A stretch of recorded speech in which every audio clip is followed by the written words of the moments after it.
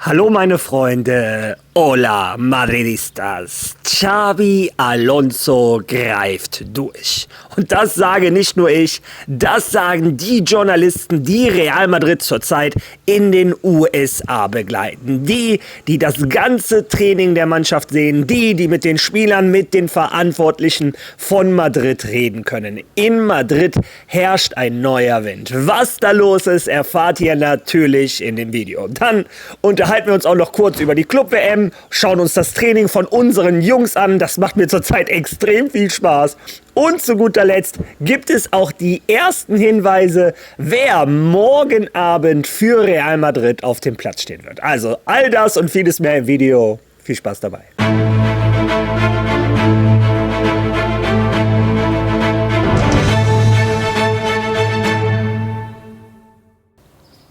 Aua, aua, aua.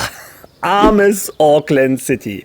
Ich hatte euch gestern noch vorgewarnt und gesagt, selbst wenn die in Top-Besetzung wären, haben die Spieler alle parallel noch einen Job. Der Torwart, habe ich gesehen, der arbeitet noch in irgendeinem Eisenwarenhandel etc. pp. Also selbst in Top-Besetzung hätten sie gegen die Bayern niemals eine Chance gehabt. Aber wenn dann auch noch die Hälfte der Mannschaft fehlt, weil sie keinen Urlaub oder keinen Frei bekommen haben oder einfach nicht aufhören, von ihrer Arbeit wegkommen, ja, dann passiert so etwas, wie wir es gestern gesehen haben. Die Bayern überrollen Auckland City, gewinnen 10-0. Es hätte noch schlimmer ausgehen können. Das ist also auch sehr lustig. Olise wurde nach dem Spiel gefragt, ob es ihm irgendwann leid getan hat, weil Auckland City immer weiter untergegangen ist. Und er so, nö. Aber das ist halt typische Fußballer. Also mir gefällt ehrlich gesagt die Einstellung. Wenn du 10 machen kannst, machst du 10. Wenn du 15 machen kannst, machst du 15. Ja, die Klatsche haben wir kommen sehen. Aber die Klatsche, die ich nicht hab kommen sehen, war die von Paris gegen Atletico Madrid. 4-0. Absolut verdient. Paris Saint-Germain ist eine eingeölte Maschine. War dominant, hatte den Ball. Es war eine Frage der Zeit, dass die Tore fallen würden. Atletico Madrid schien komplett überfordert und auch, auch von der Hitze unter anderem. Also Atletico Madrid ist ja eine sehr physisch starke Mannschaft. Bei der Hitze gestern stelle ich mir es auch schwer vor, da so dauerhaft viel zu laufen.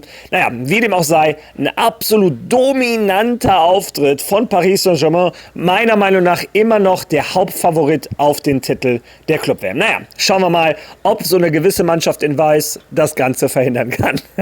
Ja, und zu guter Letzt gab es gestern noch Palmeiras gegen Porto. Was heißt zu guter Letzt? Ich habe gestern was vergessen, da kommen wir jetzt zu. Naja, das war ein 0-0. Ich habe mir ein Spektakel erhofft, habe aber nach 45 Minuten ausgemacht und bin kurz vor 1 ins Bett gegangen. Ja, und habe anscheinend nicht viel verpasst. Das letzte Spiel, was ich da allerdings verpasst habe, war um 3 Uhr morgens oder 4 Uhr morgens Botafogo gegen Seattle. Vom Ergebnis her war es knapp. Botafogo hat 2-1 gewonnen. Ich habe mir eine kurze Wiederholung angeschaut. Die Tore, waren ganz okay. Botafogo schien auch besser zu sein. Seattle kam dann nach dem Anschlusstreffer und hatten in der 90. oder 96. Minute sogar noch die Chance auf den Ausgleich. Aber ich glaube, das ist ein Spiel, wo keiner von uns viel verpasst hat. Ja, und das Gleiche würde ich für den heutigen Tag behaupten. Also heute ist ein Tag, wo ich mir keinen Urlaub nehmen würde, um Fußball zu gucken. Heute um 21 Uhr Chelsea gegen Los Angeles. Für mich jetzt persönlich ein Spiel, was ich jetzt nicht so feiere, was mich nicht so sehr interessiert. Da interessiert mich das Spiel um 12 Uhr schon deutlich mehr, nämlich Boca Juniors gegen Benfica Lissabon. Das sage ich natürlich auch mit einer Madrid-Brille, die ich aufhabe, das gebe ich gerne zu. Mich interessiert, ob Álvaro Carreras für Benfica spielen wird, ob er eine Verletzung riskieren wird oder nicht. Alleine deshalb werde ich das Spiel schauen und auch zu gucken, falls er spielt, wie er spielt. Also das wird mich schon interessieren. Und dann gibt es wieder um 3 Uhr morgens ein Spiel. Also ich werde das nicht anschauen. Und zwar Flamengo gegen Esperanza. Meine Freunde aus Tunesien. Ja, sind wir mal gespannt, wie der Leistungsunterschied da sein wird. Ja, das sind die Aktualitäten, die Informationen zur Club-WM. Und ich habe die Zuschauerfrage auch etwas ausgewählt wegen dieser Club-WM. Und zwar habe ich die vom lieben Antichrist Live genommen. Und zwar hat er geschrieben, die Club-WM wird irgendwann mal besser sein, aber an die Champions League kommt die erstmal nicht ran. Die kleinen Vereine tun mir echt leid. Hoffe, Real kann sich in der Gruppe gut aufeinander einspielen und ins Finale einziehen. Ja, danke erstmal für den Kommentar. Warum habe ich diesen Kommentar ausgewählt? Wegen dem Tenor, den man zurzeit so in der Presse oder überall, wenn man mal auf Social Media unterwegs ist, mitbekommt. Dieser Hate gegenüber der Club-WM. Für mich seltsam. Denn als Florentino Perez zum Beispiel die Super League vorgeschlagen hat, hieß es, du musst dir die Berechtigung dazu spielen, auf dem Platz verdienen. Außerdem wäre das ja für den Fußball wunderschön, wenn auch mal kleinere Mannschaften eine Chance hätten, gegen größere Mannschaften zu spielen. Der Tenor war sehr klar, also das würde den Fußball zerstören, wenn nur die guten Mannschaften gegeneinander spielen würden. Ja, und jetzt auf einmal, diejenigen, die das am stärksten gefordert haben, sind die, die jetzt am stärksten gegen diese Club-WM schießen. Natürlich ist es nicht schön mit anzusehen, wie ein Bayern gegen ein Auckland City die 10-0 wegballert. Allerdings glaube ich, für die Fans von Auckland City ist es schön, überhaupt mal die Chance haben, gegen so Mannschaften wie die Bayern zu spielen. Es gibt nun mal auf der Welt auch Ozeanien, das gibt es bei der WM auch. Und ich erinnere mich an eine WM, da hat Spanien gegen Costa Rica 7-0 gewonnen. Oder dieses Jahr in der Champions League. Bayern hat gegen Dinamo Zagreb 9-1 gewonnen, 9-2, irgendwie sowas. Und trotzdem würde keiner sagen, Dinamo Zagreb, Kroatien darf keine Mannschaften mehr in der Champions League stellen. Es ist nun mal so, dass es Fußballregionen gibt, wo der Fußball nicht das Niveau hat wie in Europa, vielleicht wie in Südamerika etc. Aber die Jungs haben sich das auf dem Platz verdient. Und meiner Meinung nach ist das auch mal schön, so ein Fußballmärchen zuzugucken. Weiß Gott, vielleicht an einem Tag in 100 Jahren schafft auch ein Auckland City mal gegen eine große Mannschaft eine Überraschung. Natürlich ist dieser Wettbewerb nicht perfekt und natürlich muss sich das im Laufe der Jahre noch einspielen. Und ich bin der festen Überzeugung, wenn durch diese Turniere mehr Geld in die Verbände fließt, zum Beispiel auch nach Südamerika, vielleicht muss ein Flamengo, ein Boca Junior etc. nicht jeden 18-Jährigen direkt nach Europa verkaufen. Vielleicht haben die auch das Geld, mal 2, 3 Talente in Brasilien zu halten oder in Argentinien das Gleiche und das Niveau steigt noch ein bisschen mehr. Und ganz ehrlich, es ist auch mal schön zu sehen, die europäischen Top-Vereine zurzeit gegen die Vereine aus Saudi-Arabien.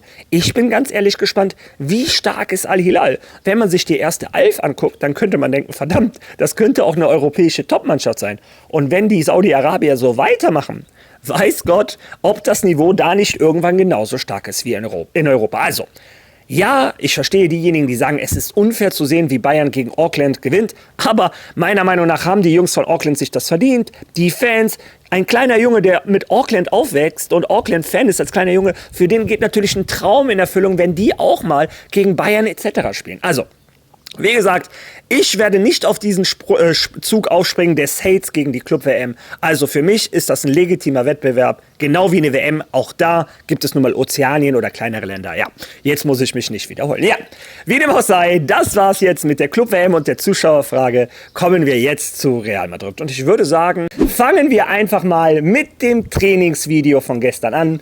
Wie viele es sich von euch gewünscht haben, natürlich mit dem Originalton. Also viel Spaß beim Training von Real Madrid.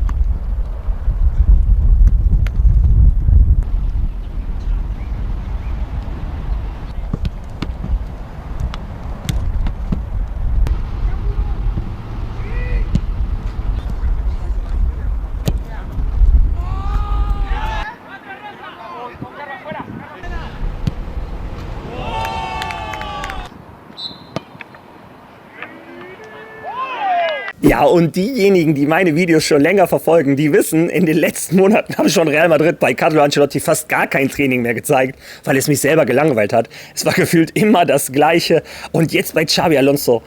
ich möchte mich jetzt auch nicht zu oft wiederholen, aber es ist halt neu, es ist ein Feuer drin, die Jungs geben Vollgas, man sieht hinten einen Vini und einen Arda laufen, die haben sich gestern wieder beim Training angeschlossen, man hat dem armen Arda und dem armen Vini auch angesehen, dass die ziemlich platt waren, aber in der Mittagssonne in den USA, in Florida ist es wahrscheinlich zurzeit auch sehr schwer, aber man sieht, die Jungs arbeiten. Ja, und zu diesem Trainingsvideo passt auch, glaube ich, die Überschrift dieses Video, das Thumbnail, was ihr gesehen habt. Xabi Alonso möchte bei Real Madrid durchgreifen. Ich habe gestern einen Post bei Twitter gesetzt, ich habe euch dieses Foto gezeigt und gesagt, es ist kein Zufall, dass die größte Figur auf diesem Plakat Xabi Alonso ist. Real Madrid sendet damit ein klares Zeichen an die Fans, an die Mannschaft, und zwar die wichtigste Person im Kader ist Xabi Alonso. Er hat das Sagen. Er ist der Größte auf dem Plakat. Und das zeigt er auch auf dem Platz. Denn laut Informationen von Cadena SER, ihr hört jetzt selber, macht er klar, wer nicht rennt, wer nicht um jeden Ball kämpft, der sitzt auf der Bank. Und dabei ist es egal, welcher Name auf dem Rücken steht. Hört euch das zusammen einmal an.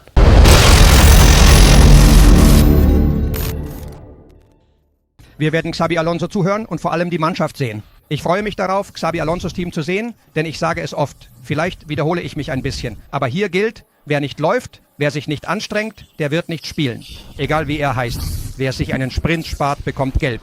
Und in der zweiten, wenn er Mbappé heißt, genau das sage ich dir.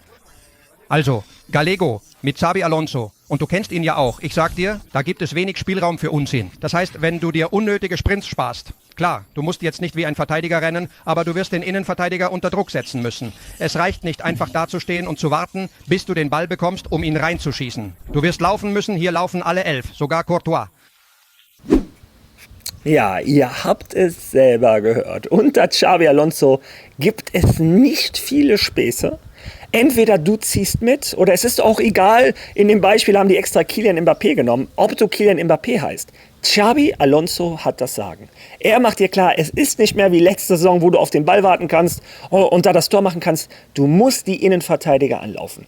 Jede Schraube im System von Xabi Alonso hat ihre klare Aufgabe. Und wenn nicht jede Schraube, jede Mutter, wenn das alles nicht perfekt funktioniert, dann geht das ganze System unter. Und das ist einem Xabi Alonso klar. Und das macht er auch den Spielern und auch der Mannschaft klar. Auch den Stürmern, wo wir ganz ehrlich letzte Saison so oft als Fan frustriert waren, wo ein Vini nicht zurückgelaufen ist, ein Rodrigo nicht zurückgelaufen ist, ein Mbappé nicht zurückgelaufen ist, manchmal auch ein Jude Bellingham. Ja, dieses ganze, Lässigkeit, formuliere ich die mal so, wird es unter Xabi Alonso nicht geben. Und für mich, wie gesagt, ist das eine super Nachricht, sogar die Nachricht, die ich am liebsten hören wollte. Denn das ist, was Real Madrid meiner Meinung nach am ehesten repräsentiert. Viele sagen, wir sind Erfolgsfans, was auch immer. Aber ich sage es immer wieder, nicht umsonst heißt es bei Madrid, hasta el final, siempre Real. Was bedeutet, bis zum Schluss, bis zum letzten Tropfen gibst du auf dem Platz alles.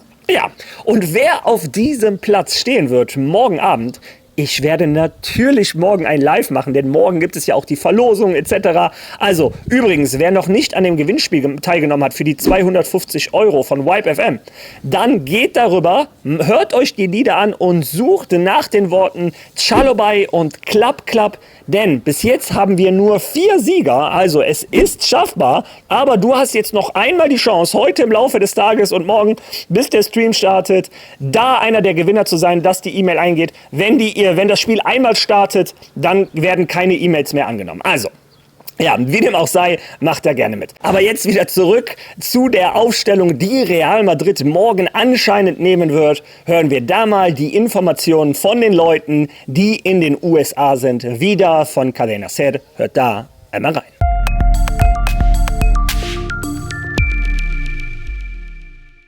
Und was Xabi Alonso Herreyes betrifft, was vermutest du denn deiner Meinung nach für Mittwoch? Vinicius, Mbappé vorne, Alexander Arnold, die Nauersen hinten? Wunderbar, das hast du mir aus dem Mund genommen. Genau das werden wir im Spiel sehen. Also Trent Alexander-Arnold werden wir von Anfang an spielen sehen. Übrigens, Carvajal ist wirklich gut in Form, ebenso Militao. Aber die Leute müssen verstehen, dass sie von einer sehr schweren Verletzung zurückkommen und hier zwar mitwirken können, aber keine, ich wollte sagen, wichtigen Spieler sein werden. Wichtig sind sie, weil sie Männer für die Kabine sind, aber nicht entscheidend auf dem Platz.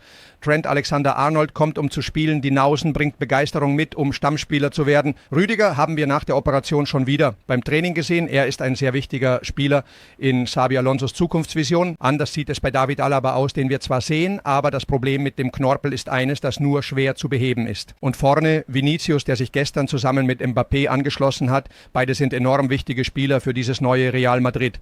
Bellingham, der sich nach der Schulteroperation noch operieren lassen muss. Mal sehen, wie es Jude Bellingham geht. Eine der größten Unbekannten. Und dann gibt es andere, von denen du weißt, dass sie dich nicht im Stich lassen. Bei Fede Valverde weißt du, dass er zu 100% da ist und Thibaut Courtois im Tor. Es ist eine Mannschaft, die bei dieser Club-WM gut abschneiden wird, mit einer machbaren Anfangsphase, wobei die Hitze ein Handicap sein könnte. Das Spiel ist am Mittwoch um 3 Uhr nachmittags im Hard Rock Stadium, wo wir gestern das erste Spiel dieser Club-WM verfolgt haben. Und gut, der Rasen ist nicht in bestem Zustand, aber es gibt keine Ausreden. Madrid ist deutlich überlegen und muss gewinnen, um sich in diesem ersten Teil des Turniers an die Spitze zu setzen. Ja, und das fand ich schon sehr interessant. Ein Trent Alexander-Arnold wird spielen, ein Dean Housen wird spielen, ein Dani Carvajal ist zwar wieder fit oder ein Militao, aber wie ihr selber gehört habt, das habe ich euch in den letzten Tagen auch schon auf meinem Kanal gesagt, die werden erstmal geschont und Xabi Alonso wird da kein Risiko eingehen. Und was auch sehr interessant war, ein Antonio Rüdiger, der wieder fit ist, wird ein wichtiger Bestandteil vom Real Madrid von Xabi Alonso. Bin ich jetzt gespannt, was das für ein Raúl Asensio bedeutet. Wird Madrid doch mit einer Innenverteidigung spielen oder wird Asensio auf der Bank sein, wenn Rüdiger ja so wichtig ist und Dean Housen gesetzt? Bin ich mal gespannt. Könnt ihr eure Meinung gerne in den Kommentaren lassen. Und vorne drin sind auch Mbappé und Vini gesetzt. Danach haben wir halt noch Courtois und Fede Valverde.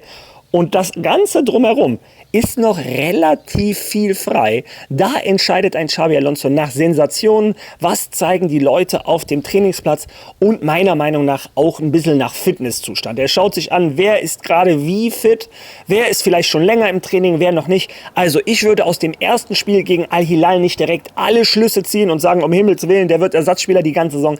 Ich glaube dass unter Xabi Alonso wesentlich mehr rotiert wird. Aber das soll erstmal die erste Achse sein, die spielt. Courtois im Tor, Dean Housen, Trent Alexander-Arnold im Mittelfeld, Fede Valverde, vorne Vini und Mbappé. Naja, bin ich gespannt, was ihr zu dieser Achse zu sagen habt. Auch das könnt ihr gerne in den Kommentaren lassen. Ja, das passt jetzt auch schon, denn das war's mit dem Video zu heute.